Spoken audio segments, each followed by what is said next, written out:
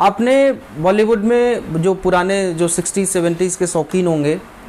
उसमें गाने सुने होंगे कि 16 बरस की बाली उम्र को सलाम, ए प्यार तेरी पहली नज़र को सलाम। या एक बड़ा मशहूर गाना था कर्ज फिल्म का, तू कितने बरस की, मैं 16 बरस का, तू 17 बरस का, 1-2 बरस ज़रा दूर रहना, मिल न जाए देना।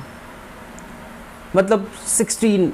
जो लोग इंग्लिश मूवीज़ के शौकीन हो, इंग्लिश गानों के शौकीन होंगे, उसमें भी स्वीट 16 कैंडल्स, इस तरीके के बहुत सारे गाने हैं। हम अपने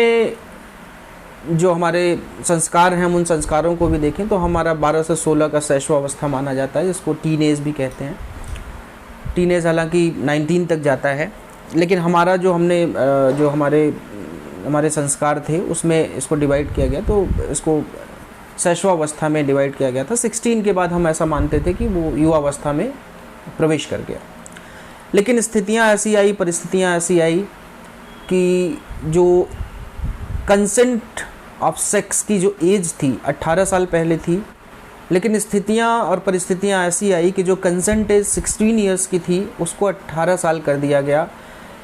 इसका मतलब कि अगर कोई अपने कंसेंट से, कोई लड़की अगर अपने कंसेंट से किसी के साथ फिज़िकल रिलेशन बनाती है, भले ही वो उसका कंसेंट हो फिज़िकल रिलेशन बनाने का, लेकिन अगर वो 18 ईयर से एक दिन भी कम होगी तो उस पर पॉक्सो एक्ट लगेगा,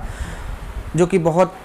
कड़े कानूनों को बताता है, कड़े नियम है उसमें। पॉक्सो एक्ट के तहत बहुत सारे आपने बड़ी हस्तियों को, आसाराम जैसे लोगों को जेल में जाते हुए देखा और अभी तक उनकी ज़मानत तक नहीं हुई। तो पॉक्सो के तहत इसमें मुकदमे दर्ज किए जाने लगे, पॉक्सो के तहत कई सारे मामले आने लगे और स्थिति ऐसी आ गई अब कि पॉक्सो के तहत फर्जी मामलों की बाढ़ आ गई। लोगों को किसी को फंसाना है तो किसी ऐसी बालिका को आगे कर दिया जिसकी एज 18 ईयर से कम हो, और उस दूसरे किसी भी व्यक्ति को पॉक्सो एक्ट में, एक बीजेपी के सांसद थे बृजभूषण सिंह, उनको भी फंसाने के लिए पॉक्सो एक्ट का सहारा लिया गया। तो ऐसे बहुत सारे मामले आजकल गाँव में बड़ी एक अच्छी परंपरा एक आ गई है, किसी को फंसाना है तो पॉक्सो एक्ट में फंसा दो।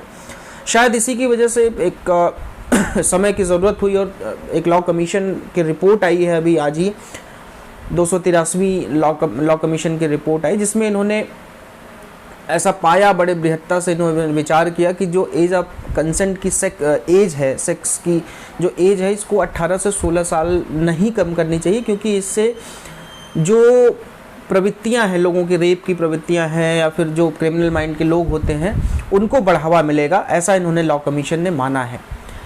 हालांकि लॉ कमीशन ने बहुत सारी ऐसी चीज़ों को रिकमेंड किया है कि जैसे दो टाइप के केसेस आते हैं। एक केस वो होता है जो 16 से 18 ईयर या 15 से 18 ईयर्स के बीच के लोग होते हैं, दोनों पार्टी होते हैं,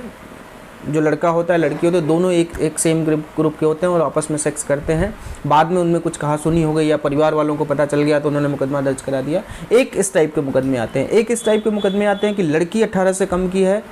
जो मेल पार्टनर है वो एडल्ट है, बट कंसेंट में सेक्स हुआ था, लेकिन बाद में परिस्थितियाँ ऐसी हुई, बाद में घर वालों को पता चला या उस लड़की का ही कुछ उस लड़के से बिगाड़ हो गया, लड़के का कुछ बिगाड़ हो गया, तो वो फिर इस स्थितियाँ एफआईआर में कन्वर्ट हो जाती हैं। और जब एफआईआर होती है तो ऐसे मामलों में अमूमन बेल नहीं मिलती है और वो जो अमुक व्यक्ति होता है उसको जेल जाना पड़ता है। तो इस पर 283वीं जो लॉ कमीशन ने अभी रिपोर्ट दी है, एक तो उन्होंने ये कहा है कि अगर 16 से 18 के बीच में कोई दोनों पार्टीज अगर 16 से 18 के बीच के हैं, तो अगर उनका कंसेंट सेक्स है, अगर ये प्रूफ होता है कंसेंट सेक्स, तो उसको जो नॉर्मल क्रिमिनल कोर्ट्स होती हैं उनमें मामला ना चलकर जो जे कोर्ट्स होती हैं, जुवेनाइल जस्टिस बोर्ड होते हैं, वहाँ पे मामले चले जाएं और कोई कठोरतम सज़ा ना दी जाए उनको, कोई काउंसलिंग का या फिर जिस तरीके से जुवेनाइल जस्टिस बोर्ड है जिस तरीके से वो डील करते हैं, जैसे अगर कोई नाबालिग कोई किसी प्रकार का क्राइम करता है तो उसको जेल नहीं भेजा जाता, उसको जुवेनाइल बोर्ड में रखा जाता है, उसकी काउंसलिंग की जाती है, अन्य तरीके की बहुत सारी चीज़ें होती हैं। निर्भया केस में भी हम लोगों ने देखा कि एक उसमें जुवेनाइल था जिसको कुछ वर्षों के बाद उसकी काउंसलिंग के बाद उसको छोड़ दिया गया था। तो एक तो उन्होंने रिकमेंड किया। दूसरा, अगर उन्होंने कहा कि अगर 18 से ऊपर का है और कंसेंट के साथ सेक्स है तो उसको भी अदालतें उस स्थिति परिस्थिति के अनुसार उसको देखें, अपने डिस्क्रिशन के अनुसार फैसले सुनाएं। देखिए ये बड़ी मोटी मोटी बात तो हालांकि कोर्ट ने कर दी है, लेकिन जब हम प्रैक्टिकल लाइफ में जाते हैं, जब उसमें पुलिसिया इन्वॉल्व होती है, पुलिसिया जो देश का सबसे मैं घटिया सिस्टम मानता हूँ, पुलिसिया जब इसमें पुलिसिया कार्रवाई इन्वॉल्व होती है तो पुलिस वो वो जो खमाची लगा घोड़ा होता है, वो खमाची उसको ऐसे घोड़े को लगा दी जाती है, ना वो इधर देख पाता ना उधर देख पाता, ना वो उतना वो बुद्धि विवेक होती है। तो वो पुलिस जो है, अगर कोई मामला उसको सीधा दिखता है कि अच्छा 18 से कम का है, या फिर वो पैसे के लिए पैसे खाने की कोशिश करती है, या फिर वो तुरंत FIR दर्ज करती है और फलाने व्यक्ति को जेल भेज दिया, उसको ये इससे कोई मतलब नहीं है कि कंसेंट का सेक्स था या फिर क्या था। फिर वो अदालतों के चक्कर खाता है, निचली अदालतें बेल देने से कतराती हैं, उनको लगता है कि पॉक्सो में मैं बेल कैसे दे दूं। मामला जाते जाते हाई कोर्ट तक जाते जाते उनको बेल मिलती है, और तब तक वो व्यक्ति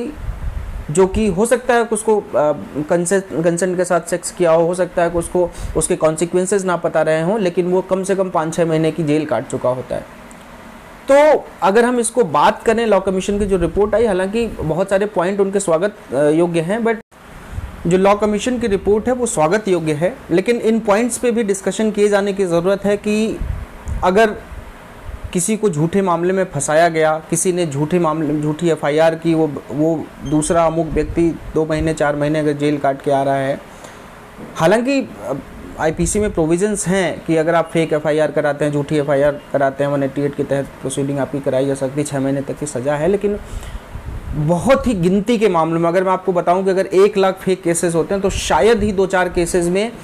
कार्रवाइयाँ होती हैं, उसमें पुलिस रिकमेंडेशन करती है या कंप्लेनेंट प्रोसीड करता है। लेकिन ऐसा मुझे लगता है कि समय अब आ गया है कि इसको एक ज़रूरी कार्रवाई बना देनी चाहिए कि अगर कोई भी फेक FIR किसी व्यक्ति के खिलाफ करता है तो उसको 6 महीने नहीं, इसको भी उसी एवज में जितने साल कम से कम वो व्यक्ति जेल में रहा है, वो महीने उसके जितने का उसका लॉस हुआ है, जितना उसको मेंटली लॉस हुआ है, जितना उसको समाज में जितनी उसने इज्जत खोई है, जिस परिस्थितियों से वो गुजरा होगा, उन सारी चीज़ों को मिला के एक जो है एक ऐसा कानून बनना चाहिए, एक ऐसा उसमें पॉक्सो एक्ट में या हर एक्ट में ऐसा प्रोविज़न जोड़ा जाना चाहिए जिससे कि झूठी FIR लिखनी बंद हो, या फिर अगर किसी पुलिस वाले ने झूठी FIR कराई हो, पुलिस वाले का कोई संलिप्तता पाई जाए तो उसके खिलाफ भी कड़ी से कड़ी कार्रवाई हो जाए। तभी हम इसको प्रभावी तरीके से लागू करा सकते हैं, और जो वाकई में दोषी हैं उन दोषियों को सज़ा दिलवा सकते हैं, और जो वाकई में पीड़िताएं हैं उनकी मदद की जा सकती है, उनको न्याय दिलवाया जा सकता है। लेकिन न्याय अगर ऐसा है कि एक निर्दोष व्यक्ति को, चाहे वो 1 दिन के लिए भी वो जेल गया हो, अगर ऐसा न्याय है तो उस न्याय में सुधार की ज़रूरत है। आज के सेशन में इतना ही। धन्यवाद। जय हिंद। अपना खूब ख्याल रखिए।